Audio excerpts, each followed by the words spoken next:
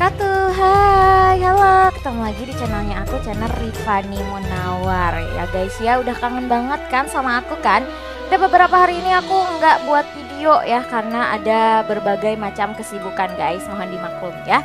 Dan kali ini Rifani bakalan membuat video tentang cerita si anak rantau. Tentunya temanya tentang menceritakan bagaimana sih adat-adat pernikahan di Aceh ya, lebih tepatnya adat pernikahan Aceh.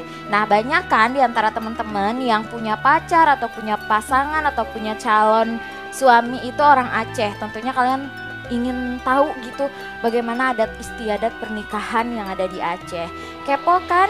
Sebelum Rifani cerita ya, jangan lupa subscribe, like, comment, share, juga follow IG-nya aku Rifani Munawar ya guys ya. Biar aku tetap eksis terus di dunia per-YouTuban ini. Dukung aku sampai 5.000 subscriber. Buru-buru, ini udah mau deket ya. Baiklah guys, Rifani bakal nyeritain ke kalian, ngasih informasi ke kalian tentang bagaimana adat istiadat pernikahan yang ada di Aceh. Nah, by the way ya, jadi adat pernikahan di Aceh ini beda-beda guys ya. Jadi aku ini nyeritain secara umumnya aja gitu guys ya. Jadi kalau ada yang berbeda, silahkan kalian komen di bawah ya guys ya. Gitu, oke. Yang pertama guys, Rifani bakal ngasih tahu prosesi pertama kali yang harus dilakukan ketika mau menikah dengan orang Aceh, atau si prianya orang Aceh atau si perempuannya orang Aceh. Yang pertama itu adalah Jakbaranub ya. Apa sih itu Jakbaranub? Itu jadi artinya si pria datang ke rumah perempuan gitu guys ya, memperkenalkan diri dan memberitahukan kepada orang tua si perempuan bahwa si pria tersebut memiliki itikat baik untuk meminang si ceweknya gitu guys ya. Intinya memperkenalan gitu antara satu keluarga dan satu keluarga. Terus si cowoknya ngomong gitu sama ayah ibunya, aku mau menikahi anak bapak gitu ya. Nanti ayahnya tuh bilang, kamu kerja apa? Punya apa? Enggak. Oh my god. Wow. Enggak guys, enggak ya. Jadi saling memperkenalkan diri gitu guys ya. Yang kedua nih guys ya, setelah saling memperkenalkan diri atau dibilang Jakbaranub ya guys ya, yang kedua itu Jakbatanda. Jadi Jakbatanda itu adalah, kalau bahasa Indonesianya mah itu tunangan guysku ya. Nah, jadi ketika tunangan ini si laki-laki sama si perempuan itu berbicara lebih dalam mengenai tentang nanti pestanya gimana, maharnya mau berapa gitu guysku ya.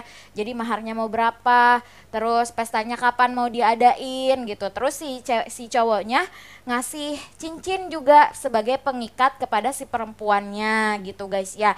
Nah, jangan sedih guysku ya. Si cowok juga di sini tuh udah bawa seserahan ya guys ya. Nih, Rifani mau lihat dulu contekannya ya.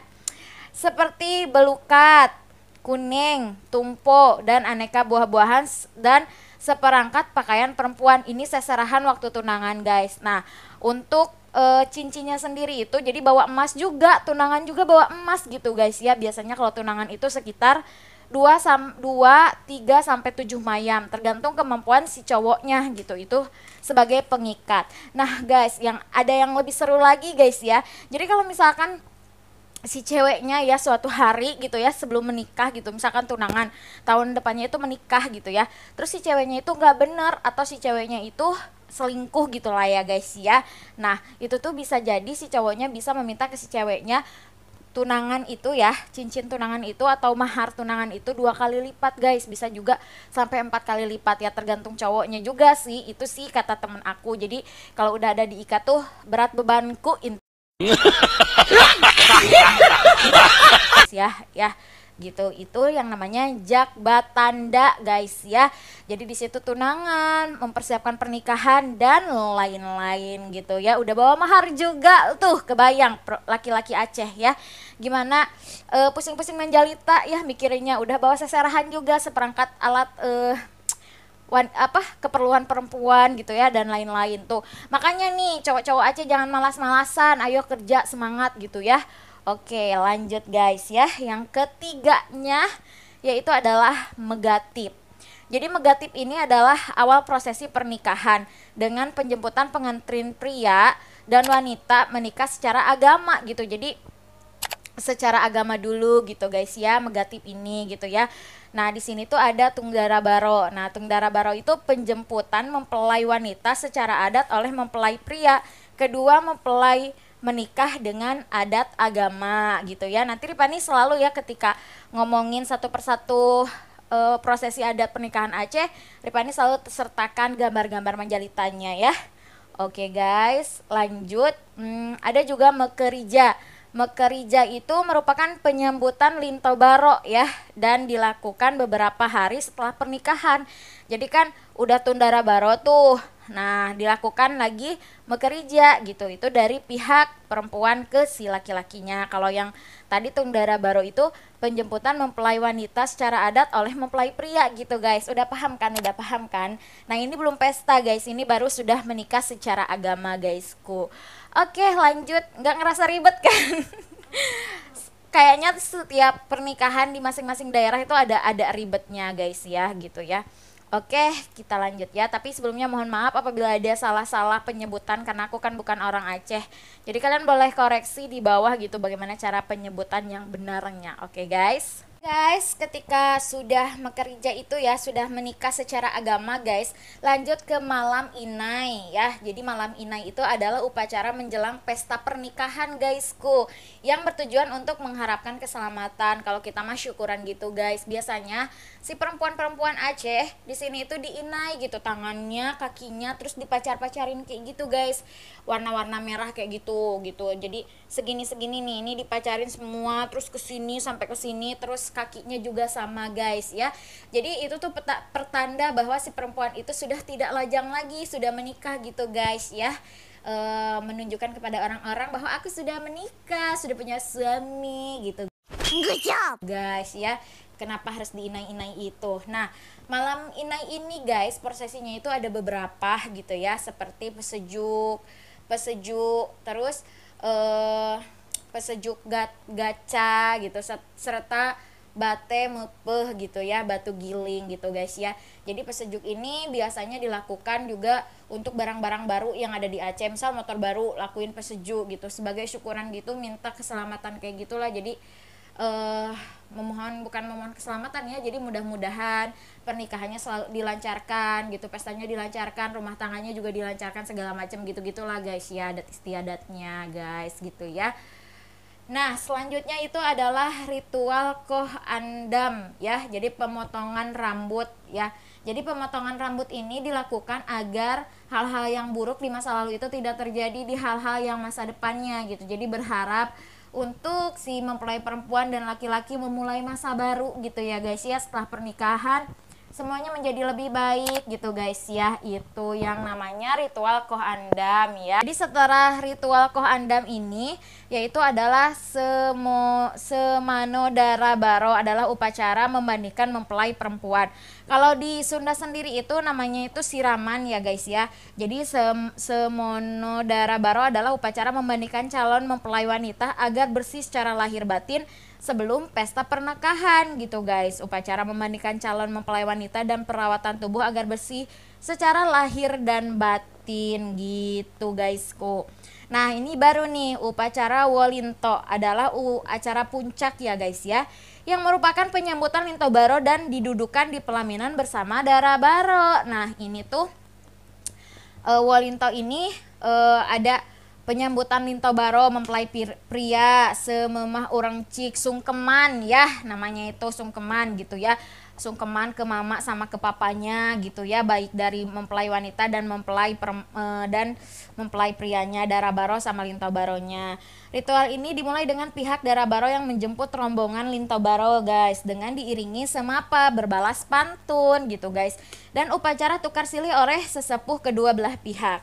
Linto Baro dibimbing oleh orang tua adat melakukan tahgaki, membasuh kaki, yang melambangkan bahwa memasuki rumah tangga harus dalam keadaan suci guysku. Saat itu Dara Baro menunggu di pelaminan untuk menyambut Linto Baro dan melakukan sungkem sebagai tanda hormat. Linto Baro menerima sambutan itu dengan penuh tanggung jawab dan memberi nafkah berupa uang untuk istrinya gitu guysku. Nah, yang terakhir adalah upacara Tung Dara Baro yang dilakukan pada hari ke-7 bertujuan untuk menyambut Dara Baro di kediaman Linto Baro. Nah, kalau tadi Wolinto itu kayak disambut oleh si Dara Baro. Nah, kalau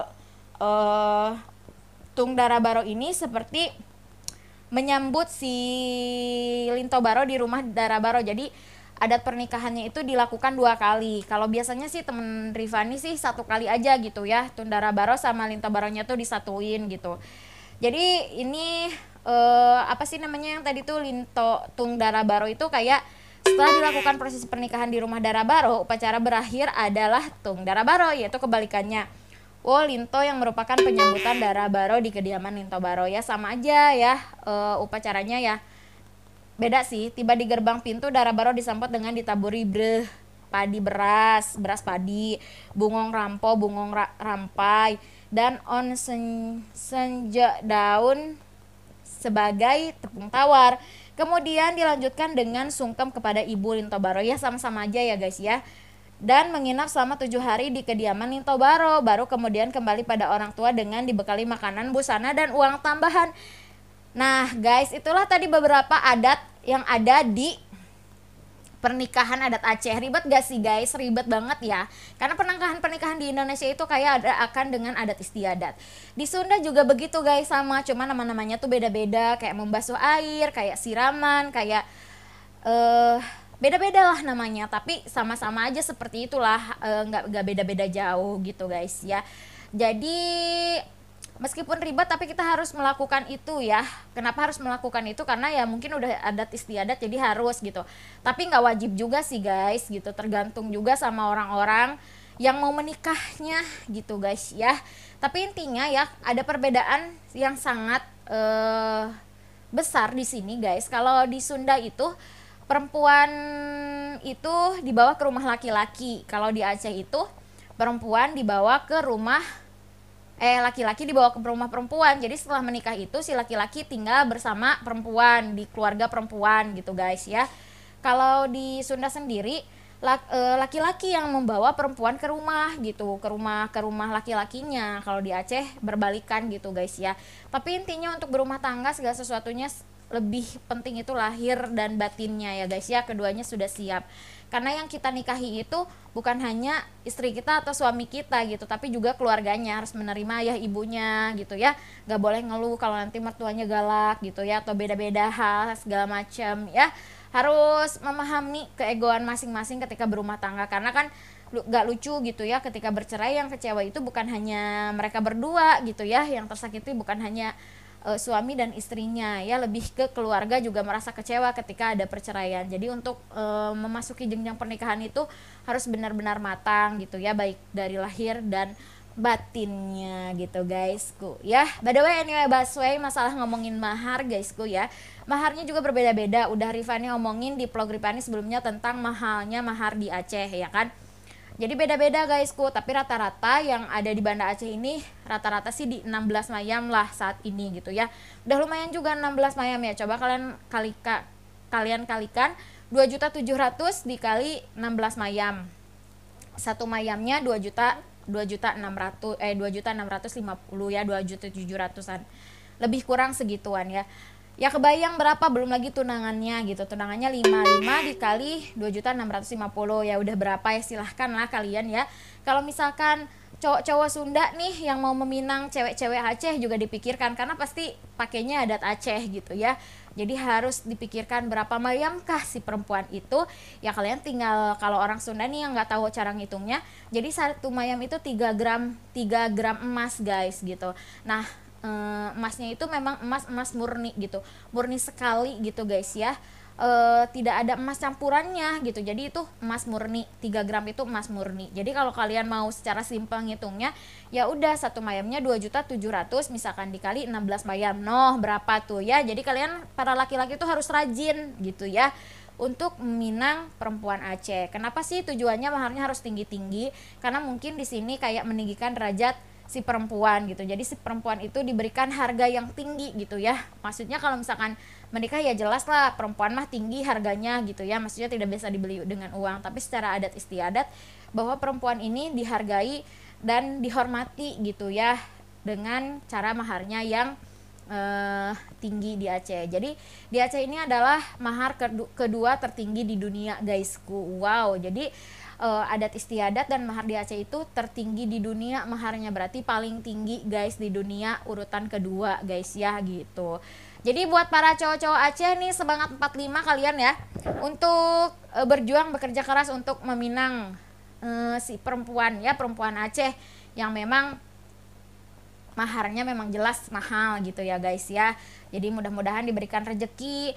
Yang sekarang yang lagi ada ngerantau-ngerantau nih orang Aceh di Malaysia nih, subscriber aku yang manja-manja gitu ya, yang sekarang sedang merantau di Malaysia untuk memenuhi mahar perempuan idamannya. Semangat, semoga kalian selalu diberikan kesehatan dan tentunya kalian selalu diberikan semangat yang tinggi gitu untuk bekerja gitu guys ya, gitu untuk mencapai tujuan sehingga bisa meminang perempuan idaman yang sudah menunggu lama di kampung guys ya. Intinya perempuan butuh kepastian aja gitu guys ya.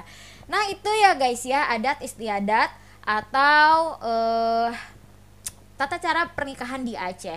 Ribet-ribet gimana gitu ya, tapi kan kalau dijalani juga asik juga gitu ya guys ya. Jadi perempuan-perempuan Aceh kalau menikah itu memakai mahkota yang di atas kepala itu tuh memang benar-benar berat banget, kelihatannya juga berat banget gitu ya.